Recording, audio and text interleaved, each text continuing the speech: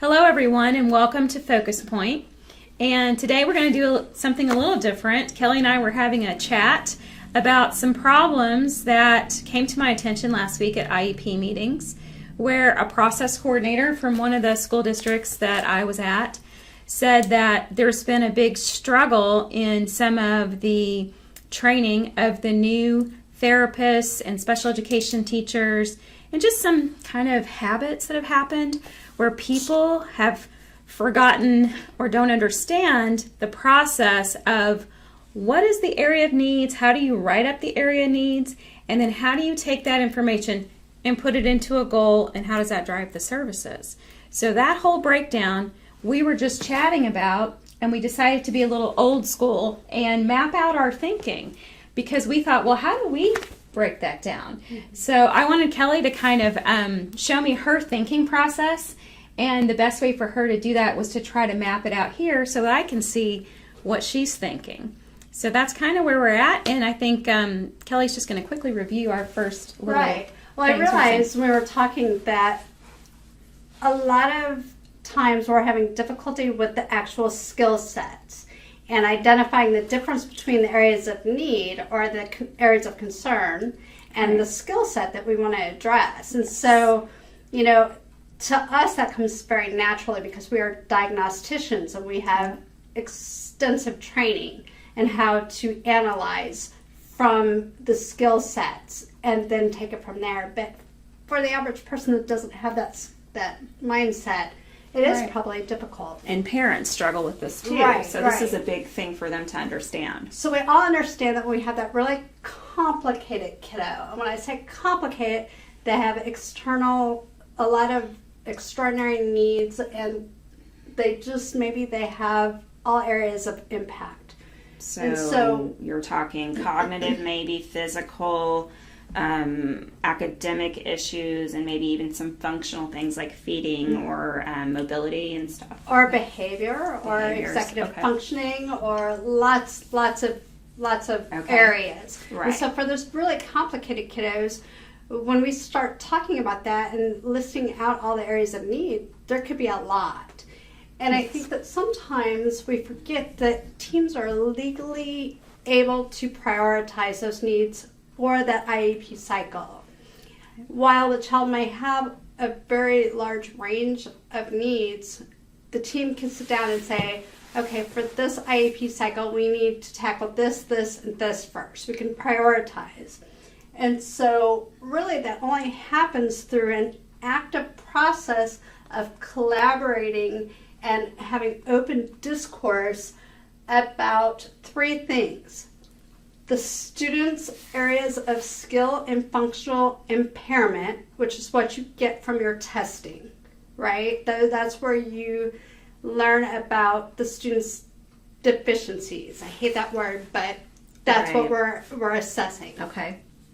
The second piece of that then should be the classroom needs or the expectations that that child would need to live up to. What are the areas that are impacted in the classroom? So you have the skill sets and impairments, and you have the classroom expectations of what they need to be able to do to achieve success in that classroom. And then the third thing, guys, I'm sorry, we need to talk about student strengths. That should be an integral part of our discourse whenever we're talking about prioritization, because if we can come from a strength-based assessment and ability levels, we can circumvent some of these functional and skill level impairments through the natural process of using their own strengths, right? We're probably going to make more progress for sure. For sure. Yeah. Get more buy-in. Right. Mm-hmm. Well, anytime we use a student's strength to overcome something, that empowers them. Exactly. Right? So then I would go to the areas of concern, and these are, what are they, Lara? They're your main areas based on I think of it as eligibility criteria. So where are they eligible? For educational impact. So there's all kinds of names for that. Right. But it's the big global area. Right. So maybe it's reading comprehension. Sorry, my handwriting is horrible. Do you need a fine motor goal, Kelly? I do. I need lots of goals, actually. So maybe it is fine motor. Uh-huh. It could be sensory. It could be whatever areas. It could be gross motor. It could be speech articulation. It could be fluency, right? It's all those areas that they would be eligible to receive services. Areas of concern should be your service-based areas. What are you helping this child with? So it could be math computation. It could be basic reading. It could be, those would be your general areas of concern. Next, you're going to go into your skill sets. What is the skill? So if your area of concern is language, or even if it's receptive language, what specific language skill that was deficient up here are you going to address to improve that overall area? Does that make sense? Yeah, and this is where the process coordinator was telling me is a huge breakdown that folks don't know what a skill set is or what a behavior is underneath these categories. That they're really struggling with that. And you brought up a really interesting thing about why that's happening.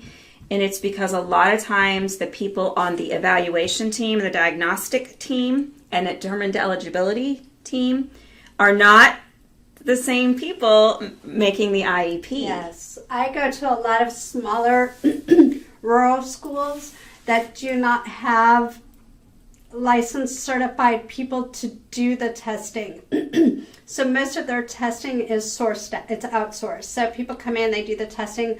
Honestly, sometimes I do IQs telepractice. I mean, it's pretty interesting. Or someone locally can give the test, but then the scoring is all done Q interaction. So online by another company. So they don't know, they get the scores, but they don't know how to break it down. They don't understand how those correlate to this process. Or in bigger districts, they have diagnostic teams. Right. That they're just the people that go around and do all the testing, and they'll show up at those evaluation eligibility meetings, spit out their information, and then they move on to test some more kids, and then that school has to take that stuff and then sit down 30 days later and have an IEP, and none of those people are necessarily the same people in that meeting. So it's like a breakdown. Right. And I think for us, if the area of concern is language, we're very knowledgeable about breaking it down into hierarchical skill levels at the appropriate grade level or classroom specific need. Right. So that's easy for us because we have that training. As an administrator, I was privy to seeing all of the curriculum K through 12.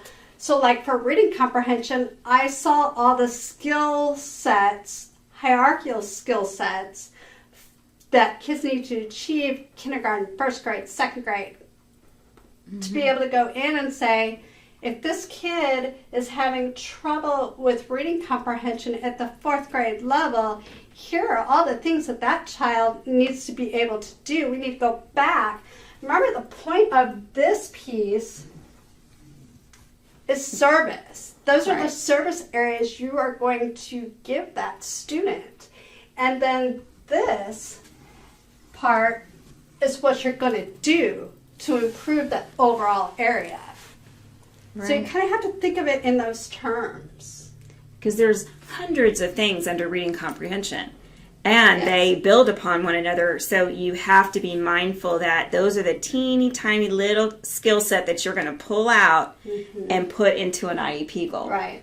You can't hit reading comprehension in one IEP goal. Right. So, the stuff when you see an IEP goal written, that student will improve reading comprehension to fourth grade level.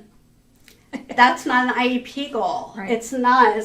That's telling you what area of concern and where you expect them to be, but you're not addressing the specific skill sets that you are going to improve to help them get there. succeed. So give an example of a skill set that would be under reading comprehension. Can you think of some of the things that kids might be? Put you on the spot. Yeah, so they have to be able to summarize, obviously. Okay.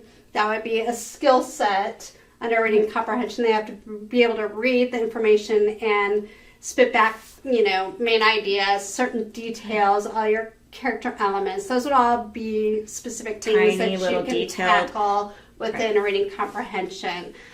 Inferencing would be another big one. That's for huge, your 4th to 6th grade. There's just there's a whole host of skills. Can they tell you what the main idea is? Yeah. Right. So that helps. And that's a skill they need throughout their academics. Oh yeah. I mean, for life. Got to be able to look at something, summarize it, know if it applies to you, or be able to explain it to another person, etc. Even think about for learning in all their content areas. If they don't have reading comprehension, if they can't read something and summarize or get the gist of it, how are they going to succeed in that science class or in that social studies class where the bulk of the work ends up being reading? And when they move into expository type text where things aren't bolded for them and explained explicitly, things are more implicit, they're going to struggle, which is another whole skill set in reading comprehension when they move into expository text between that 5th and 6th grade year. Right. And just think, all of these areas have those hundreds to thousands, infinity and beyond skill sets underneath them. So that's where, as an advocate, I'm seeing the breakdown in going into IEP meetings where folks are just leaving these way too big of general areas to target, or they're putting too many skill sets inside one goal, which will be very difficult to measure.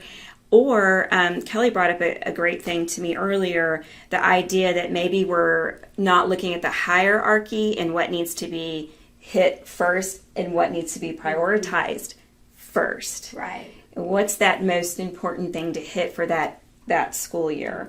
And we have to remember that IEP services are a skill-based service. Yeah. It is, when I say skill-based, it's not something that just the average person can do. You are providing above and beyond the regular ed classroom because that child has an impairment and needs help achieving classroom success. You are providing a skilled service addressing specific skill sets. Right. And I think that's what we forget. It's not tutoring, guys. We're so much more than tutors. We're not just going in and teaching them reading comprehension as our main goal. I mean, that's our area of concern, but we have to address the specific skills to improve that area. It's a skilled service. That's a great way to summarize it too, skilled service. So, well, we want to share with you our process today. We'll talk more about each of these skill sets because I think that it's, for those of us who have access to all this information, it's great. But for those of you guys that are in the trenches every day working in your areas, the more you can become knowledgeable about the specific skill sets in those areas of concern, the stronger you can write your IEP goals. And that's what we're here to do. Well, thank you for joining us. And if you have ideas about this thought on, what is a skill set or what is an area of need, we would love to hear your comments on our Facebook page or on our website. Thank you.